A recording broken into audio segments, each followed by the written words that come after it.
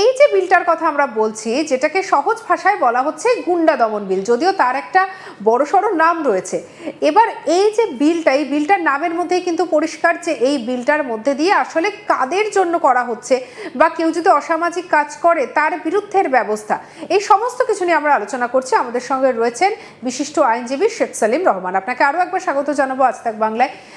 Sir, এবারে একটা বিষয় এবারে জানতে চাইবো, ধরুন যাদেরকে এই যদি আইনে পরিণত হয়, এই আইন প্রয়োগ করে একজনকে গ্রেপ্তার করা হলো, তার এবার একটা সাজার বাণী শোনানো হলো, সর্বোচ্চ কত বছরের জন্য তার কারাদণ্ড হতে পারে?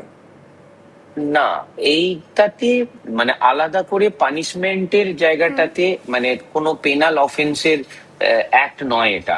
এই অ্যাক্টটা মেনলি বলছে মানে পাবলিক সেফটি মেনটেনেন্স কন্ট্রোল এবং অ্যান্টি অ্যাক্টিভিটি অ্যাক্ট। যে যে এক্সিস্টিং সেকশনস গুলো রয়েছে, মানে অ্যাক্ট গুলো রয়েছে, স্ট্যাটিউট গুলো রয়েছে আমাদের, মানে IPC, Indian penal code, exclusive act, arms act এবং আরো যারা যারা যেগুলো অ্যাক্ট আছে, ওই রকম কিন্তু কোনো একটা অ্যাক্ট এমেন্ড হচ্ছে না।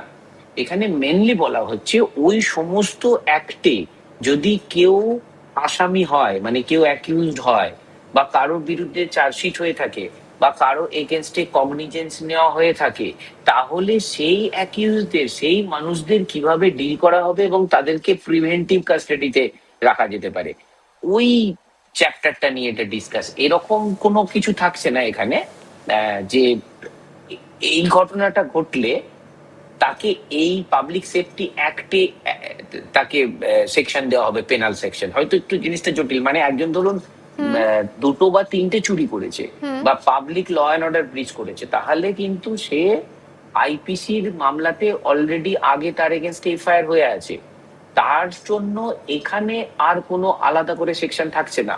কিন্তু এখানে সেকশন 3 বলছে যদি এই রকম, যেটা আপনাকে আমি তখন বলছিলাম, ওই সেকশন গুলোতে মামলা হয়ে থাকে এবং তার যদি দেখা যায় ধরুন আইপিসির কোনো একটা মামলায় তার কনভিকশন হয়েছে, তাকে তখন গুন্ডা হিসেবে টার্ম করা যেতে পারে।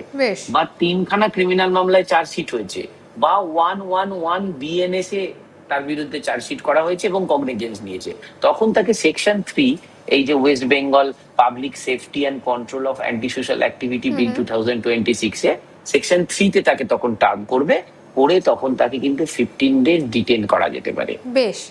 আর যদি এরকম ক্ষেত্র ধরুন হলো যে কেউ খুব ভয় পাচ্ছে, বা কেউ একটা এলাকার মধ্যে সন্ত্রাসের বাতাবরণ তৈরি করছে, মানুষজন ভয় পাচ্ছে যে সে এই মুহূর্তে কোনো ক্ষতি করেনি কিন্তু ভবিষ্যতে ক্ষতি করতে পারে, এমন যদি একটা আশঙ্কা তৈরি হয়, তাহলে তার জন্যও কি বলা রয়েছে এই বিলে? এক্স্যাক্টলি, খুব সুন্দর প্রশ্ন করেছেন। তার যদি রেকর্ড কিছু না থাকে, এই বিলে কিন্তু ইমিডিয়েট তাকে আনা যাচ্ছে না তাকে। যতটা বিলটা রয়েছে সেটা হচ্ছে তার একটা ক্রিমিনাল রেকর্ড থাকতে হবে। মানে ওই যে বললাম, কোনো মামলায় কনভিকশন হয়েছে কিনা, বা 5খানা মামলাতে চার্জশিটেড আছে কিনা, বা 111 এ চার্জশিট এবং কগনিজেন্স হয়েছে কিনা। অথবা আজ থেকে ধরুন কেউ শুরু করলো, আজকে একটা মামলা তার বিরুদ্ধে হলো, কালকে একটা হলো, বা সামনে 2 বছরের মধ্যে তার বিরুদ্ধে 5টা মামলা হয়েছে, তখন তাকে ওই গুন্ডা টার্ম করা যাবে।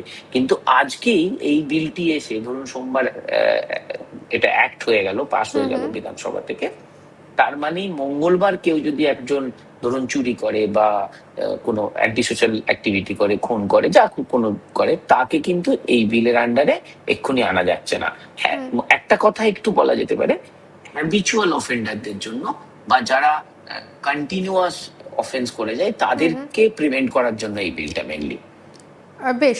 এবং অনেক ক্ষেত্রে যে দেখি যে বিভিন্ন সময় ধমকানো, চমকানো, ভয় দেখানো, এরকম অনেক খবর তো আমরা করে থাকি। তো এইরকম ধরুন কোনো ব্যক্তি যে দীর্ঘদিন ধরে কাউকে ধমকাচ্ছে, চমকাচ্ছে, বা সাধারণ মানুষও চাইলে পরে পুলিশের কাছে গিয়ে তার বিরুদ্ধে কোনো অভিযোগ করতে পারেনি, বিভিন্ন সময় কিন্তু এমন ঘটনাও ঘটে যে আমরা থানা অবধি পৌঁছতে পারছি না, ভয় দেখানো হচ্ছে, সেক্ষেত্রে এই বিলের প্রয়োগটা কতটা হবে? এই বিলটা বলছে যে যদি কেউ কোনো এমন কিছু মানে ঘটনা ঘটায়, বা এমন কিছু ঘটনা ঘটানোর সম্ভাবনা থাকে যাতে একটা public alarm, public danger, public fear এগুলো আসতে পারে, তখন তাকে কিন্তু এই অ্যাক্টের আন্ডারে নিয়ে এসে এবং তাকে ডিটেন করতে পারে, এবং তার বিরুদ্ধে যা যা অ্যাপ্লিকেবল সেকশন সঙ্গে সঙ্গে মামলা করতে পারে। তো এই জায়গাটা অনেকটা বড় অ্যাম্বিট। মানে স্টেট গভর্নমেন্ট যদি মনে করে এই মানুষটা বা এই লোকটা বা এই গ্যাংটা ইন্ডিভিজুয়ালি বা মেম্বার অফ আ গ্যাং যদি মনে করে এটা, এবং এ কোনো ঘটনা ঘটাতে পারে, ঘটনা ঘটাতে হবে না, যদি মনে হয় যে ঘটনা ঘটাতে পারে লাইকলি টু কজ, তাহলেও কিন্তু তাকে এই পাবলিক সেফটি কন্ট্রোল বিল, এই যে নতুন একটা, তাকে কিন্তু এই বিলের আন্ডারে আনা যাবে, মানে এই অ্যাক্টের আন্ডারে আনা যাবে, পাস হয়ে গেলে এটা অ্যাক্ট হয়ে যাবে। এবং তখন তাকে, তার কিন্তু যে প্রেসক্রাইব ফরম্যাট, যেমন দেখা যেত আগে, আমাদের সিভিল কোর্ট ছাড়া কারো প্রপার্টিতে হাত দেওয়া যায় না, মানে ক্রিমিনাল কোর্টের কোনোদিন জুরিসডিকশন ছিল না যে কারো প্রপার্টি ক্রোপ করা বা প্রপার্টি অকশন করা বা প্রপার্টি তে হাত দেওয়া, এটা একমাত্র সিভিল কোর্টের ছিল। বিএনএস যে নতুন আইনটা এসেছিল 2024 1 জুলাই থেকে চালু হয়েছে, তাতে একটা চ্যাপ্টার আছে, একটা পোর্শন আছে যেখানে বলছে যে কিছু কিছু ঘটনা ঘটলে তখন তার প্রপার্টি গভর্নমেন্ট অ্যাটাচ করতে পারে। কিন্তু অলরেডি আমি যদি ভুল না হই, আরো 4টে পয়েন্ট এবং তার সঙ্গে এই পয়েন্টটা নিয়ে সুপ্রিম কোর্টে কিন্তু ওটা চ্যালেঞ্জ হয়ে আছে যে ক্রিমিনাল কোর্টের কাছে এই পাওয়ারটা দেওয়া যাবে কিনা, কারণ প্রপার্টি অ্যাটাচমেন্টটা বরাবর সিভিল কোর্টের পাওয়ার, একমাত্র পিএমএলএ মানে মানি লন্ডারিং একটা বাদ দিলে, পিএমএলএ অ্যাক্ট বাদ দিলে। তো এই অ্যাক্টেও এরকম একখানা পাওয়ার দেওয়া হচ্ছে। তো সেইটা হয়তো এমনও হতে পারে যে পাশ হওয়ার পরে অ্যামেন্ড হতে পারে, বা একটা যদি চ্যালেঞ্জ করতে পারে যে ওই সিভিল, যেটা বললাম কনসেপ্টটা, যে সিভিল কোর্টের কাছে একমাত্র এই পাওয়ারটা থাকে, অথবা যদি একদম আইনত হয়ে থাকে, তার প্রসেস ঠিকঠাক থাকে, তাহলে তার প্রপার্টি অ্যাটাচমেন্ট এবং অকশন এগুলো হতে পারে। একেবারেই। আমি একটা তথ্য একটুখানি দেবো। আমি একটা তথ্য পেয়েছি যেখানে বলা হচ্ছে যে এই আইনে অভিযুক্ত পলাতক যদি হয় তাহলে কি বলা হবে, আপনি একটু বিস্তারিতভাবে তুলে ধরবেন স্যার। আমি একটুখানি জাস্ট পড়ছি যে যদি কোনো ব্যক্তি পালিয়ে থাকে বা লুকিয়ে থাকে তবে ম্যাজিস্ট্রেটের কাছে রিপোর্ট করা যাবে, সরকারি গেজেটে নোটিফিকেশন দিয়ে তাকে নির্দিষ্ট সময় হাজির হতে বলা হবে, নির্দেশ না মানলে 2 বছর পর্যন্ত জেল বা জরিমানা বা জেল ও জরিমানা উভয়ই হতে পারে। এটা যদি কেউ পালিয়ে যায় তার ক্ষেত্রে বলা হচ্ছে। আপনি যদি একটু আমাকে আইনি ভাষাটা যদি একটু বুঝিয়ে বলেন।